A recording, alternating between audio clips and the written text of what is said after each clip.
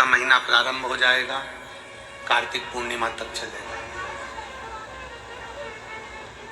तुमको अगर लग रहा है कि मेरे दशा नहीं बदल रही, मैंने दिशा बदल कर देख लिया, मैंने घर का रुख बदल कर देख लिया, दुकान बदल कर देख ली, सब कुछ बदल कर देख लिया, साउंड सेट नहीं है, तुमने घर का फर्नीचर बदल कर देख लिया, सब कुछ बदल कर देख लिया, तो अब एक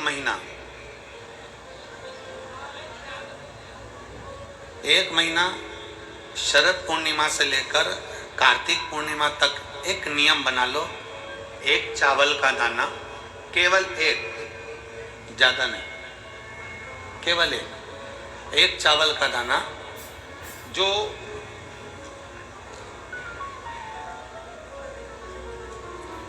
अशोक सुंदरी वाली जो जगह है सामने, एक चावल का दाना जो अशोक सुंदरी वाली जगह है, बस उस पर एक चावल का दाना चढ़ाने का एक नियम आप बना लीजिए।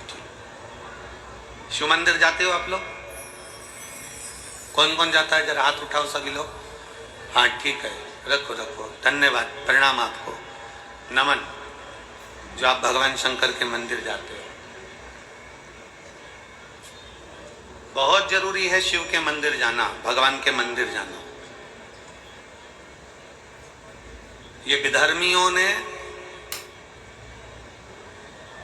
जो हमारे मंदिरों को पूर्व में तोड़ा है ना, उसका कारण कोई दूसरा नहीं था, उसका केवल एक ही कारण था कि हमारे सनातनियों ने मंदिर जाना छोड़ दिया था, इसलिए उन्होंने तोड़कर अपना अपना स्थान बना लिया।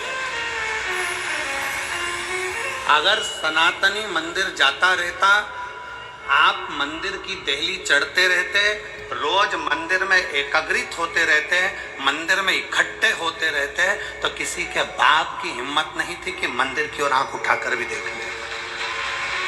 सनातनियों ने मंदिर जाना छोड़ दिया था। क्यों छोड़ा था? क्योंकि इन विधर्मियों ने ऐसी चाल चल दी थी कि मंदिर मत जाया करो, भगवान नहीं है, देवता नहीं है, भगवान नहीं है, भगवान नहीं है, और लोगों ने अपनी चाल चल चल कर तुम्हें मंदिर से दूर कर दिया और उन्होंने मंदिर पर कब्जा कर लिया। चढ़ाने रोज जाती हूँ, एक चावल का दाना मैं अशोक सुंदरी वाली जगह पर समर्पित करूंगा, केवल एक।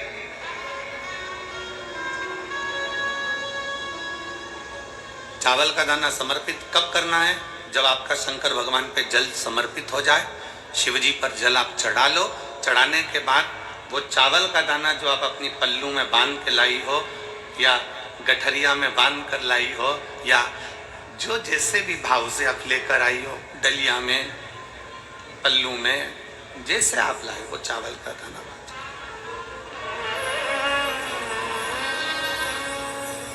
उस एक चावल के दाने को एक महीने तक आप रोज एक चावल का दाना लेकर जाओ, रोज चढ़ाओ, अपनी कामना कर कर, बाबा मैंने दिशा बदल कर देख ली, दुकान बदल कर देख लिया, व्यापार बदल कर देख लिया, घर बदल कर देख लिया, मेरी दशा नहीं बदल रही, अब ये मैंने चावल का दाना, चावल का मतलब होता है अक्षत,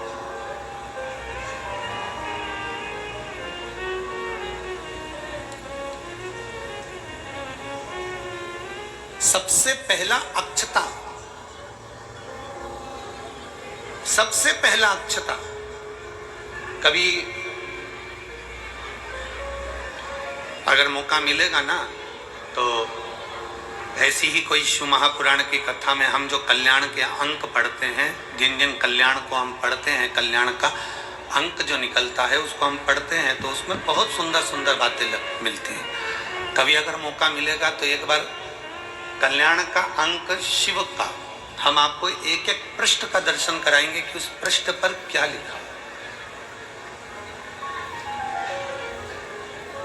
स्वयं अन्नपूर्णा महारानी काशी में विराजमान होकर नंदी पर बैठ कर आए हुए देवाधिदेव महादेव की साक्षी में कहती है, स्वयं अन्नपूर्णा महारानी काशी की पवित्र भूमि पर नंदी पर बैठ कर आए हुए भगवान शंकर से कहती है, भोले बाबा, हे शिव, हे शंकर, हे विश्वनाथ, विश्व का भरण पोषण करने वाले हे विश्वनाथ, मैं आपको क्या दूं?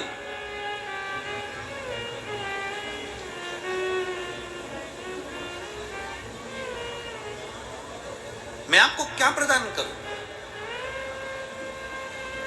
अन्नपूर्णा महारानी कहती है कि मैं आपको क्या दूं जिससे संपूर्ण ब्रह्मांड का कल्याण हो जाए और आपकी कृपा दृष्टि मुझ पर हो जाए और मेरी भी दशा बदल जाए। मैं आपको क्या दूं? क्या प्रदान करूं मैं आपको? दुनिया के लोग कहते होंगे कि भगवान को सोना देना, चांदी देना, हीरा देना, पन्ना देना, रतन देना, आभूषण देना कल्याण का अंक कहता है। अन्नपूर्णा जी कहती हैं कि मुझे को क्या प्रदान करूं? भगवान शंकर मुस्कुरा कर कहते हैं, अन्नपूर्णे केवल एक अक्षता तुम मुझे देती है तो मैं तुझे तेरी दशा भी बदल सकता हूं और तेरी दिशा भी बदल सकता हूं और तुझे अन्नपूर्णा माता के स्वरूप में पुजवा भी सकता हूं। एक अक्षत का दाना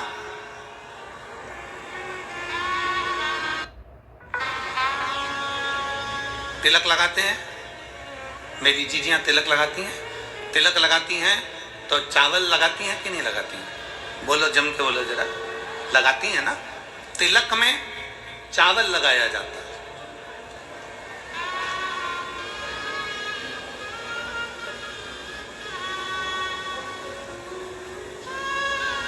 चावल का मतलब क्या होता है?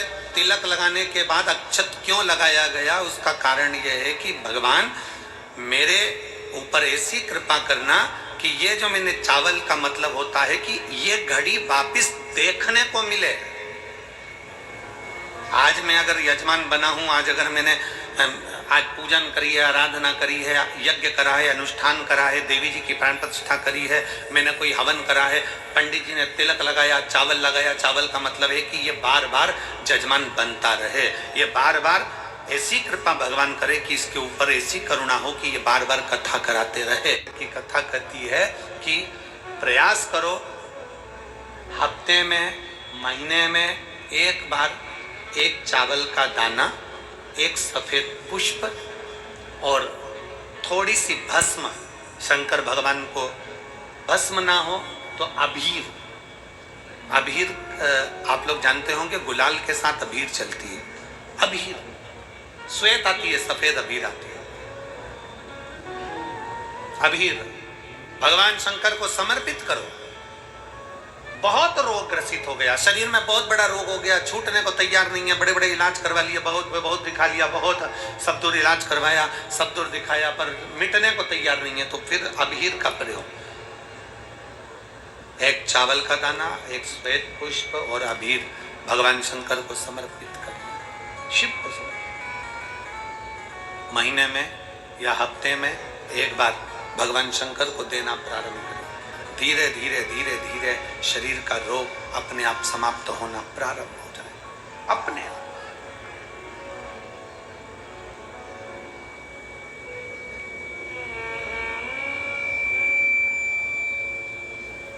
चंद्रदेव ने भगवान शंकर की आराधना करी, भगवान शिव की स्तुति में चंद्रदेव लग गए। भगवान चंद्रदेव जब शिव की स्तुति में लगे, शंकर भगवान उसी समय पर प्रकट हो गए। चंद्रदेव के सामने शंकर भगवान का प्रकट होना, शिव जी ने कहा, मांगो चंद्र, तुम्हें क्या चाहिए? मैं तुम्हें क्या दूं? मैं तुम्हें क्या प्रदान करूं? चंद्रदेव ने कहा, प्रभु आप जानते हैं सती मैया आपके साथ विवाही हैं, दक्ष प्रजापति की 27 कन्या मेरे साथ में विवाही हैं।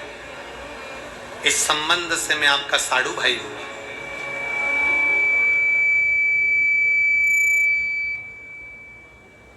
इस संबंध से मैं आपका साड़ू भाई हूं। आप पहचानते हैं? आप जानते हैं? शंकर भगवान बोले, हाँ मेरे स्मरण में है, मेरे स्मरण में है। प्रभु बड़ा ससुर दक्ष प्रजापति ने मुझे श्राप दिया है काया का रोग का, और ये काया का रोग मुझे ग्रसित करते करते मेरा ये काया गल गल कर गिर रही है, मेरी काया गिर रही है, कुछ कृपा करिए। शंकर भगवान ने कहा, चंद्रदेव तुमने मेरी आराधना करी है, विश्वास के साथ मुझे जल समर्पित करा है, तुम खाली नहीं जाओगे। शंकर भगवान सोमनाथ की कथा में वर्णन करते हैं, विश्वास के साथ एक लोटा जल जो मुझे समर्पित करता है, उसके विश्वास को मैं जीवित रखकर उसका कार्य जरूर करने के लिए उसके दरवाजे पर पहुंचता हूं। ये निश्चित है। एक पत्र पुराण वर्णन कर रही है, दक्ष प्रजापति के हृदय में जलन उत्पन्न होने लगी कि मैंने अगर श्राप दिया था चंद्र को, तो शिव ने उसको ठीक कैसे करा। आ जाइए, अगर मैंने श्राप दिया है तो शंकर ने कैसे ठीक कर दिया। ये दक्ष प्रजापति के हृदय में ज्वलन था।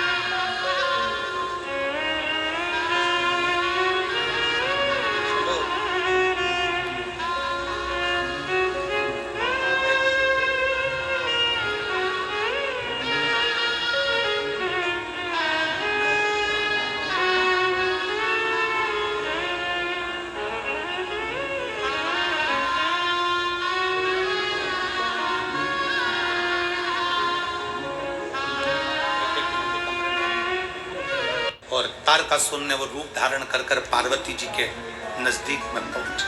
पार्वती जी पर सारे देवताओं का ध्यान शिव की ओर, शिव की। और तेरी जटा बड़ी प्यारी, शिव महापुराण की कथा, उसको हम अपने जीवन में कार्तिक का महत्व, क्यों शिव महापुराण में कार्तिक के महीने का इतना महत्व होता है, क्यों चावल के दाने का इतना महत्व है, क्यों कार्तिक के महीने में बेलपत्र के वृक्ष के नीचे लगाए गए दीप का महत्व है, उसको समझेंगे। शिव कथा कर रहे, भगवान शंकर का संवाद कर रहे, शिव महापुराण की कथा वर्णन कर रहे। 6 रूप में षडानंद कार्तिकेय जी हो गए। 6 कृतिकाओं ने पालन करा, ऋषियों की पत्नी ने संभाला उनको, और ऋषियों की पत्नी ने उनको जब संभाला, गोदी में लेकर संभालती हुई ऋषियों की पत्नी उनको जहां तहां आनंद में रखती है। तारकासुर को पहचान लिया गया कि ये कोई असुर है, ये स्त्री के रूप में आया। और पहले भी हमने कथा में कहा, फिर कहते हैं, पैसा आएगा तो कई तरीके बदल जाएंगे।